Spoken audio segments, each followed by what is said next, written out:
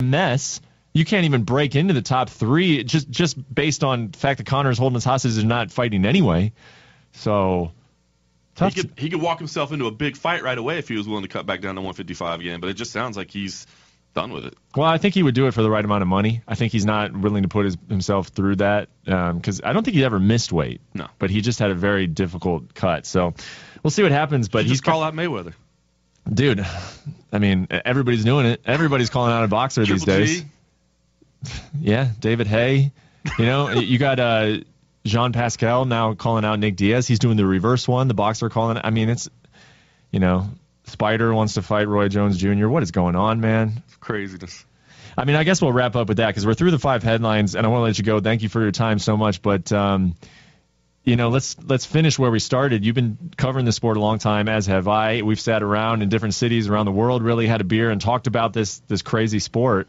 How do you feel about it in 2017? It's bizarre, right? I mean, I think on the one hand, I think we're finally getting that point where we always realize, I mean, this is not just a sport. It's sporting entertainment, you know what I mean? It's both. Yeah. It's prize fighting, you know what I mean? It's not the type of sport where you roll out a schedule and you fight through that schedule and then, you know, we see where everybody stands at the end. It's the fights that people want to see. It's the fight that intrigues people. It's, you know, it's I think in a nutshell, it's this whole Conor McGregor Floyd Mayweather thing. To me, it is the stupidest fight that we're ever going to see in mixed martial arts history. I mean, if it was an MMA fight, Conor would kill Floyd. We know that. In boxing, I'm sorry, Floyd's on a different level than Conor. I respect the hell out of him as an athlete. To me, it's the dumbest fight I've ever seen from a competitive standpoint. And you know what? I can't wait to be sitting cage side for it. Oh, really? Cage side? Well, first off, you're in the wrong building. It's going to take place in a ring.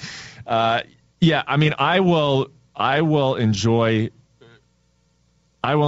when it finally starts. I think I'll be so burned out by the time it gets there. It's just I don't look at that as necessary. I think a lot of people would be shocked to hear this maybe. I think you and I would probably have the same ideas about this, but maybe the casual people out there listening, they would say, "Oh man, that's so cool. You're going to be covering Conor McGregor versus Floyd Mayweather.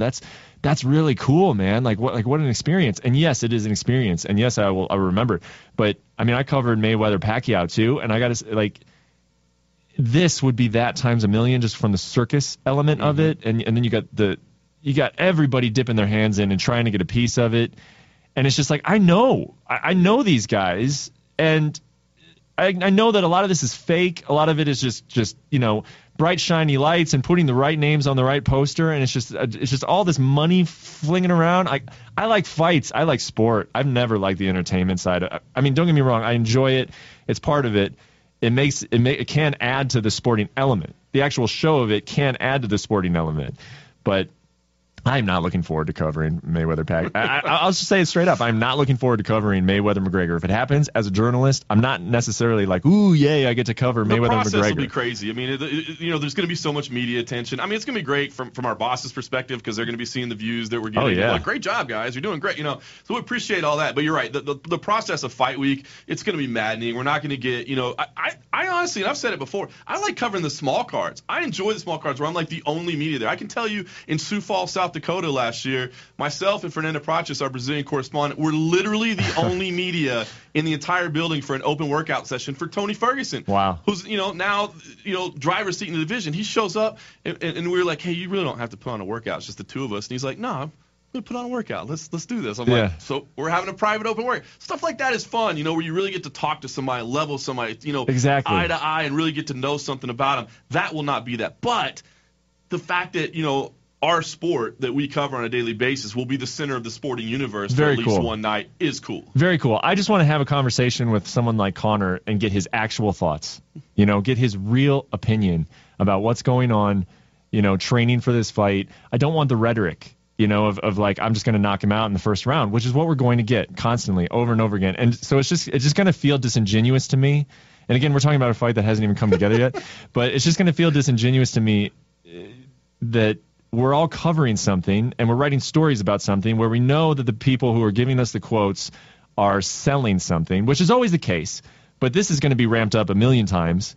And it's all building to a fight that we know what's going to happen in it, you know? So as someone if I was just some NFL writer, I was like, ooh, Mayweather McGregor, I'm tuning into this. That's cool, you know? But as someone who has covered both sports, and I know that you probably feel the same way, it's going to be, I'm not going to be able to enjoy it as much as some other people because I'm going to be like, what? What if? What if he lands the left? What if he lands the big left? Yeah, what if? Wow, we've really gone off the rails. 6 headlines today. All right, thank you so much to John Morgan. Where can they find you at? At MMA Junkie John on Twitter. Check out the MMA Roadshow if you want to hear a little bit different. We're not quite as professional on the MMA Roadshow. We bust out the frosty beverages and just talking fights. So if you want a little bit different spin on the sport while we're traveling around the world, check out the MMA Roadshow on iTunes and all those. If you want more off the rails talk like we just did, I think the Roadshow is the way to go. Why am I not surprised? At the time you came on is the time I completely went off the rails and didn't stick to my script. Shocking. Hey, man, thanks again.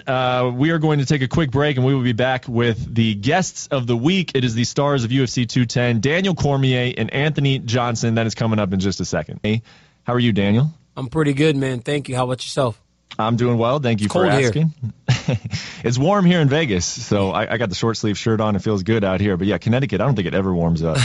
Over on the East Coast. And AJ, we have Rumble Johnson, the taker of souls. How are you, AJ? I'm great, man. How are you?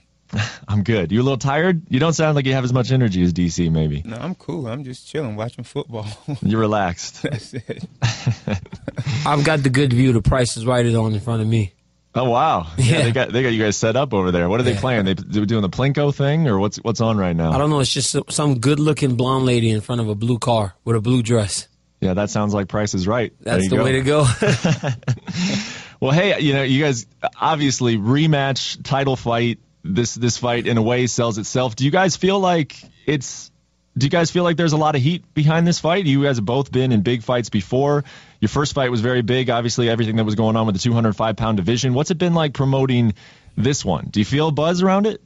I do. I think, honestly, the fact that there hasn't been any fights for the last couple of weeks in the UFC, I think it helps us, because there are normally fights every week. So when there aren't fights, you start to kind of miss it, So Rumble and I have the opportunity to be the first ones back inside the octagon from like a 2 to 3 week break. So I think that helps us a little bit.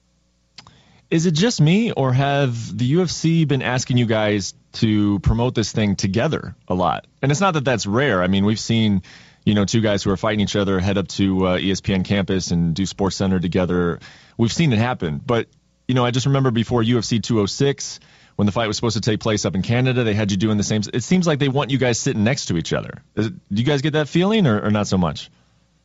Well, I mean, it feels normal to me what we're doing. So it's not like they have us going here and there like they had Conor McGregor whenever he was facing Aldo and they had them doing like 10 city tours or something like that, something crazy. So this feels pretty normal for me. It's just we've done it so many times together now. It's like, if we didn't fight each other in the streets the first time, we're not going to fight each other the 7th time. So I think they're pretty safe now. Is that what they want? Do they want you guys trash talking? Because you guys don't talk a lot of trash. That's what I actually don't mind talking trash. I do all the time. Rumble said it yesterday. He said, I don't believe half the stuff I say, which is crazy. I mean, I believe everything I say. I can't believe it. I mean, I don't know why he would question me. I thought you were going to say, which is crazy, because I don't believe 90% of what I say. I believe it all. That's the problem. Maybe I am nuts because I believe every single word of what I say. Being in the same room together, and you guys are pros, like you said, you didn't fight on the streets. You're not going to all of a sudden get into a brawl in our podcast booth. But have either one of you said something, or I guess I'll phrase it this way: has the other guy ever said something that you did take to heart, that bothered you, that irritated you? I know it's not going to have an effect on you in the fight necessarily, or it's going to throw you off in one way or another. But have you ever been like, what?